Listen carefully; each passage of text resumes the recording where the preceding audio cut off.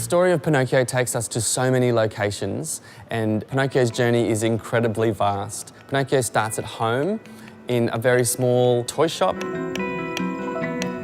He ends up going to school, he ends up in the city, he goes beyond the city into a no man's land, goes to a theme park, which is larger than life and covered in all sorts of crazy kind of details.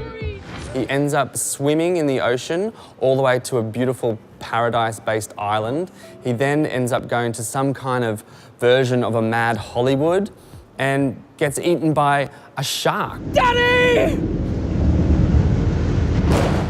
There's a scene where a character flies through the air on a motorcycle, which is pretty amazing, and Pinocchio ends up being a puppet in the air above our giant log.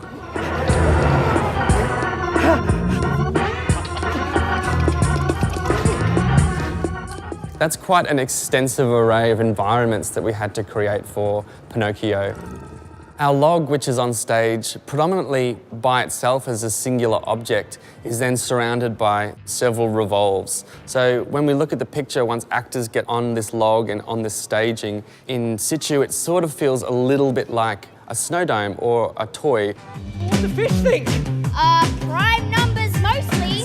They especially love the number 3. One of the most magical things about the story of Pinocchio is the fact that when he lies, his nose grows. So as an audience, I imagine that most people want to see that happen live on stage.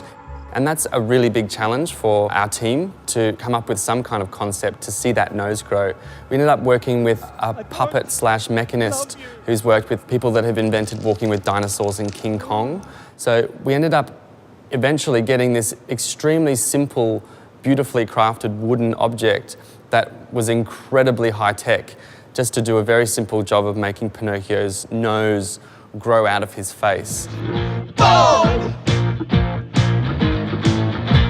Pinocchio! Pinocchio!